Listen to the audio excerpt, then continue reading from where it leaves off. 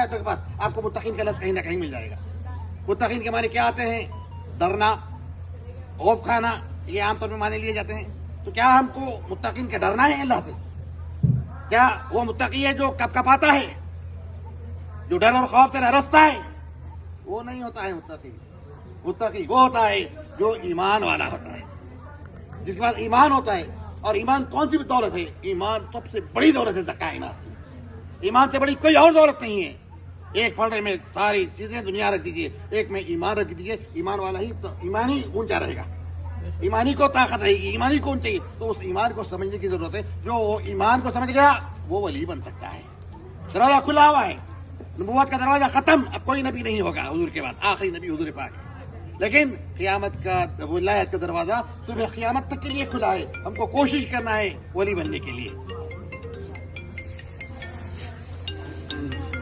ہم کو کوشش کرنا ہے ولایت بننے. ہم بہت کوشش کر رہے ہیں، ہم انجینئر بن رہے ہیں، ڈاکٹر بن رہے ہیں، سائنٹسٹ بن رہے ہیں، سب کچھ بن رہے ہیں، لیکن یہ میدان خالی ہے. یہ میدان خالی ہے. آج سب سے بڑا زوال جو ہمارا ہو رہا ہے کہ اس میدان کے خلا کی وجہ سے ہم روح و زوال ہیں. ذرا اس طرف توجہ دیجیے. اور بہت آسان ہے. ولی کیا بنتے؟ آپ ڈاکٹر بننا ہے تو آپ میڈیکل کا علم حاصل کرتے ہیں، انجینئر بننا ہے تو انجینئرنگ کے علوم حاصل کرتے ہیں، آپ لا پڑھنا ہے تو لا کے کالج کو آپ جا کر ایڈمیشن لیتے ہیں. تو اسی طریقے سے ولی کا بھی مدرسے صوفیہ ہے. تصوف کا ایک مدرسہ ہے، ایک سلیبس ہے. تصوف کا ایک تعلیم ہے، الف سے یا تک جس طریقے سے اسکولنگ کے لیول میں ہے اسی درجے سے تصوف کا بھی سلیبس ہے. وہ سلیبس کہاں ہے ابھی آپ نے غور نہیں کیا. آپ سب غور کر رہے ہیں. بڑے بڑے چیزیں آپ کے لیے آسان ہیں. آپ آپ کے لیے آسمانوں پر پہنچنا آپ کے لیے سہولت آسان ہو گیا ہے.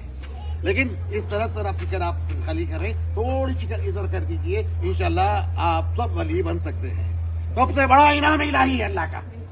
اللہ کے ساتھ جم ہو جانا، اللہ کے ساتھ اٹھنا، اللہ کے ساتھ بیٹھنا. آپ دیکھ رہے ہیں کیا دیکھ رہے ہیں؟ سن رہے ہیں کیا سن رہے ہیں؟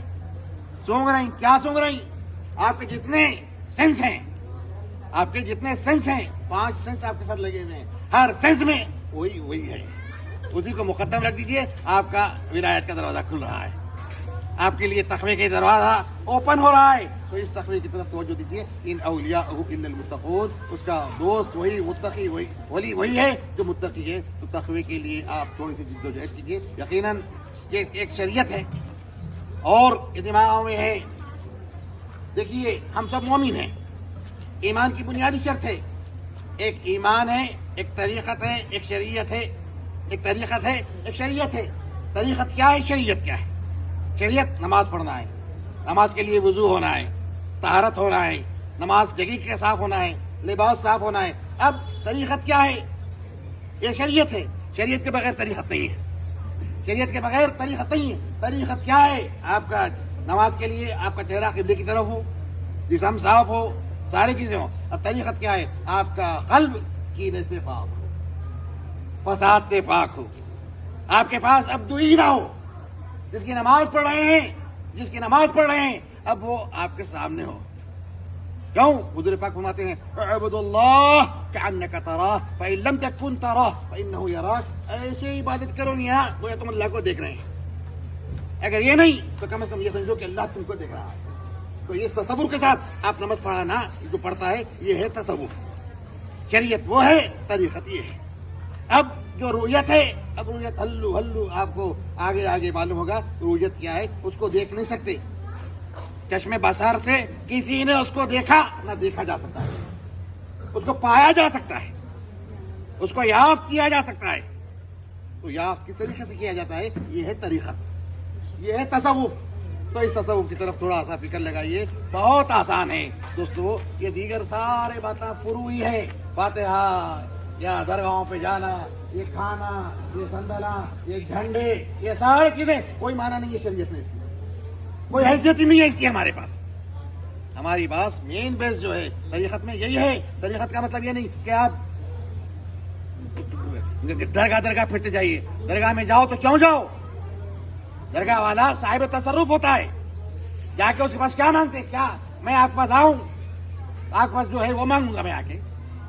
اب میں جاوید بھائی کے پاس جاؤں گا تو جاوید بھائی کے پاس جا کے میں کیا کہوں گا؟ جو چیز وہ دے سکتے ہیں میں ان سے اس کا مطالبہ کروں گا.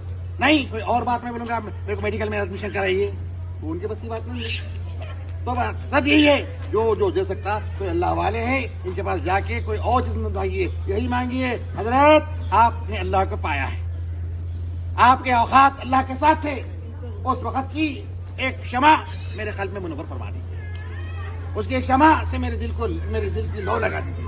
تو یہ جب لو بیدار ہو جائے گی تو آپ کا ہر عمل طریقت میں ہوگا، آپ کا ہر عمل طریقت الگ نہیں ہے شریعت سے.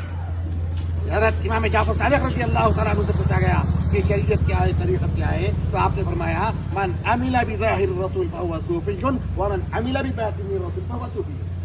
جو حضور پاک کی ظاہر زندگی کو جس طریقے سے ڈھال کر اپنی زندگی کو گزارتا ہے وہ شریعت ہے. جو حضور کے باطنی احوال ہیں ان احوال کے ساتھ جو متصف رہتا ہے وہ صوفی ہے. تو شریعت طریقت یہی ہے کہ حضور پاک کے باطنی احوال کا جامع جو ہو جاتا ہے وہ اللہ کا ولی ہوتا ہے. اللہ کے ولی جو ہوتے ہیں تو ان کے بڑے بڑے شان ہیں، بڑی شان ہیں. انبیاء کے بعد درجہ ولایت کا ہے، ولایت کا دروازہ ہے. تو اس طرف تھوڑی سی فکر دیجیے. اور میں اپنی بات کو یہیں ختم کرتے ہوئے پھر ایک دفعہ اس حضرت دل پاشا رحمۃ اللہ تعالی علیہ خدیم بزرگ ہیں اور حضرات کبار اولیاء اللہ نے ان کے آستانے پہ حاضر